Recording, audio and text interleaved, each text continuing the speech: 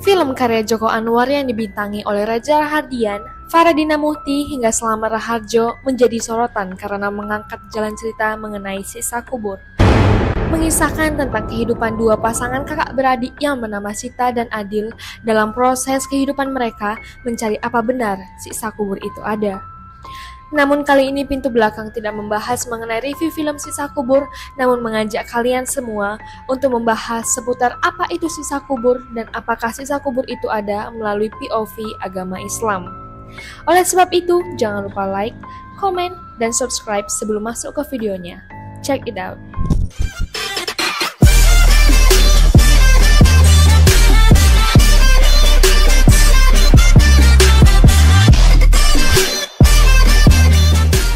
Caca, udah nonton belum film yang terbaru Joko Anwar yang judulnya itu Siksa Kubur?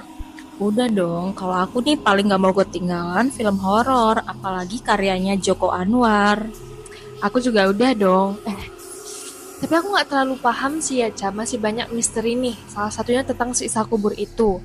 Nah, berhubung karena aku nonis ya, dan kamu itu muslim, jadi aku mau nanya dong sedikit-sedikit tentang Siksa Kubur. Apalagi yang itu yang di endingnya itu Manrobuka itu apa sih? Aku gak paham.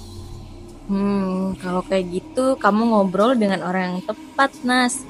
Aku bakalan kenalin kamu dengan siksa kubur yang enggak kamu pahami itu. Jadi nih, kemarin aku langsung cek-cek media sosial dan Google setelah nonton siksa kubur. Kamu tahu nggak apa yang aku temuin? Apa tuh? Kalau siksa kubur itu nyata loh.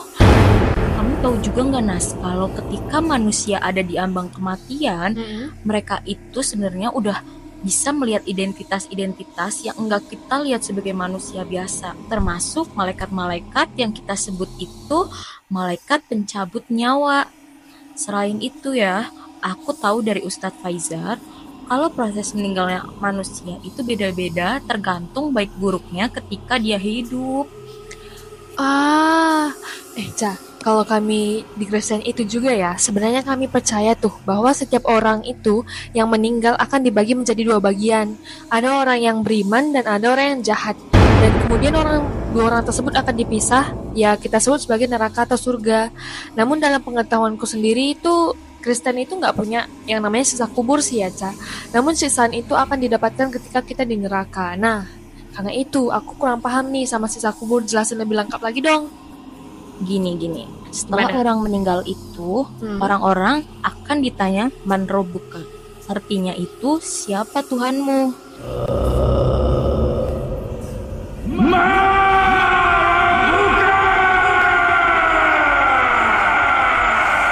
Dan cuma orang-orang beriman aja yang bisa menjawab pertanyaan itu loh, Nas. Sedangkan orang-orang yang gak percaya itu akan kesulitan menjawab dan mereka akan dipukul oleh palu mitrokoh atau palu gada. Dan menariknya nih, di liang kubur kita tidak akan bisa merasakan kematian kedua. Jadi ketika orang dipukul oleh palu mitrokoh, dirinya akan kembali lagi, fisiknya akan merasakan sakit yang luar biasa, tapi dia gak meninggal. Hah? Jadi maksudnya misalnya nih, kita udah meninggal kan, Kak?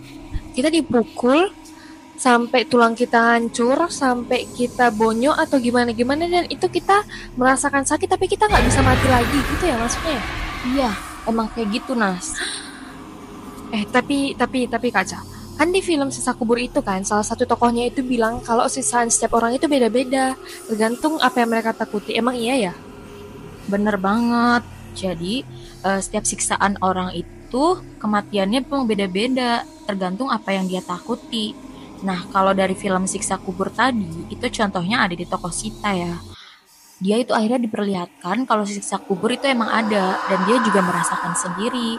Selain itu, meskipun orang yang merasakan siksa kubur itu teriak sejadi-jadinya, kita sebagai manusia itu gak bakalan dengar teriakan itu. Wow, jadi selain siksaan itu, aku juga dengar nih Kak, kalau kuburan kita tuh makin sempit nggak sih?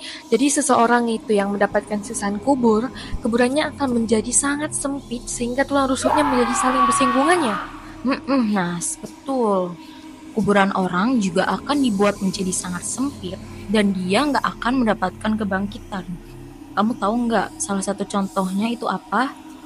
Salah satu contohnya itu siksa kubur bagi orang yang bunuh diri. Wah, kalau udah ngomongin itu kayaknya berat nggak sih Kak? Emang siksa kubur bagi mereka itu gimana sih? Emang berat sih Nas kalau buat orang bunuh diri nih.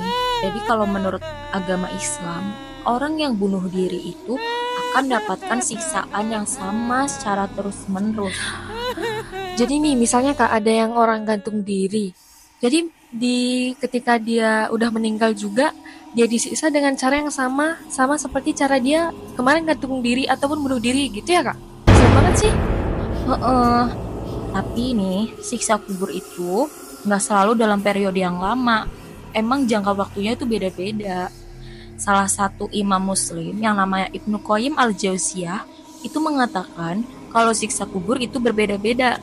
Ada orang yang emang disiksa cepat, ada yang emang disiksa lama. Nah, kalau yang lama itu biasanya dosanya banyak ya, dan berat-berat. Tapi Imam Ibnu juga mengatakan kalau siksaan ini bisa dipersingkat atau diperingan dengan bantuan doa, sedekah, pahala dari berhaji dari orang-orang yang masih hidup kepada orang yang sudah meninggal.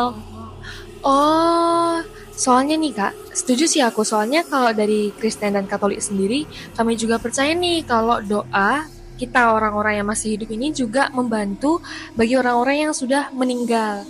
Kami juga ada nih yang namanya api penyucian. Jadi misalnya kalau kita berdoa bagi keluarga kita yang ada di api penyucian, dia akan lebih cepat sampai ke surga. Hah? Api penyucian? Aku baru denger tuh. Apa itu Nas, bisa jelasin lebih lengkapnya nggak? Bisa dong. Nah, jadi gini Kak, kalau di api penyucian itu ya, sependek pengetahuan aku, itu adalah suatu tempat pemurnian yang kami percayai, di mana kita akan disucikan, jadi kita itu pantas untuk masuk surga. Itu makanya kita di api penyucian itu waktunya beda-beda nih. Jadi kalau misalnya kita udah di api penyucian dan kita semakin banyak mendapatkan doa, kita juga akan semakin mudah untuk masuk ke surga. Nah, Bapak Paus Yohanes Paulus juga mengatakan bahwa di api penyucian itu kita bisa dibersihkan dari dosa yang kita yang mungkin aja nggak bisa diampuni gitu sih Ca. Jadi diperingan gitu. Oh, berarti semua orang Kristiani itu bakalan masuk ke api penyucian, Nas. Nah, sependek pengetahuanku sih iya ya Ca. Jadi seorang itu akan semakin dimurnikan di api penyucian biar pantas masuk surga. Tapi ya kita balik itu topik aja deh. Nanti deh kita bahas tentang api penyuciannya. Kalau masalah siksa kubur, ayo kita bahas lagi. Kamu tahu ada nggak sih kayak fakta, kenyataan, atau kesaksian orang dari siksa kubur ini? Ada dong Nas, kemarin aku udah googling loh tentang kesaksian siksa kubur ini, dan beneran ada. Gimana? Jadi kesaksian ini aku dapetin dari seorang saksi. Kamu bisa tebak nggak saksi itu siapa? Saksi ya, palingan ustadz nggak sih Kak? Salah. Siapa dong? Nah, saksi ini seorang penggali kuburan yang udah lama banget jadi penggali kuburan. Dan kamu tahu nggak Nas, kalau penggali kuburan itu bukan cuma gali-gali kuburan doang loh, tapi dia juga ngelakuin perpindahan makam, membersihkan mayat. Sumpah. Terus ada gali kuburan ulang. Jadi ya mau nggak mau mereka ketemu sama mayat yang udah membusuk. Oh, ya. Terus gimana Kak? Nah, si saksi ini juga bilang sewaktu dia bekerja, hampir semua mayatnya itu bentuknya macam-macam Nas. Ada nih mayat yang bentuknya sempurna, dari tulang tengkorak sampai tulang kaki itu bersih, rapi, nggak ada cacat sama sekali. Tapi ada juga yang tulangnya udah hancur, berantakan, bahkan saling bertumpuk. Hah? Bertumpuk lah, bukannya semua manusia itu dikubur itu tertidur, kayak mana bertumpuk Kak? Nah itu dia, kalau dilihat dari ajaran siksa kubur, hal itu bisa aja terjadi loh, karena menurut hadis riwayat Al-Bukhari dan Muslim, salah satu sisaannya ya tulang rusuk kita itu bakalan dihimpit, sehingga tulang rusuk kanan dan kiri kita itu seperti jari tangan yang lengket, akhirnya ya patah, fatalnya bisa remuk. Ya Allah. By the way, menurut kamu film siksa kubur itu menarik gak sih? Kalau menurut Nana sendiri sih menarik sih ya Kak, tapi ya karena memang aku nggak terlalu familiar sih ya sama ajaran sisa kubur, jadi sebenarnya aku juga berada di posisi Sita, yang percaya nggak percaya nih sama yang namanya sisa kubur. Nah makanya aku tanya kamu yang memang udah sejalan sama jalan ceritanya. Thomas Joko Anwar juga kan sebagai sutradara juga ngasih kita kesempatan untuk memikirkan bagaimana ending dari film ini. Nah jadi menurutku ya sisa kubur oke lah untuk dinonton bareng-bareng. Kalau menurut aku sih emang film ini bagus ya. Selain itu film ini juga mengingatkan kita kalau apa yang kita kerjakan di dunia itu bakalan berdampak ketika kita di akhirat nanti. Kamu udah tobat belum habis nonton film Siksa Kubur? Ya masih on the way lah Kak tobatnya. Nah kalau dari penonton sekalian udah tobat untuk terhindar dari siksa kubur belum?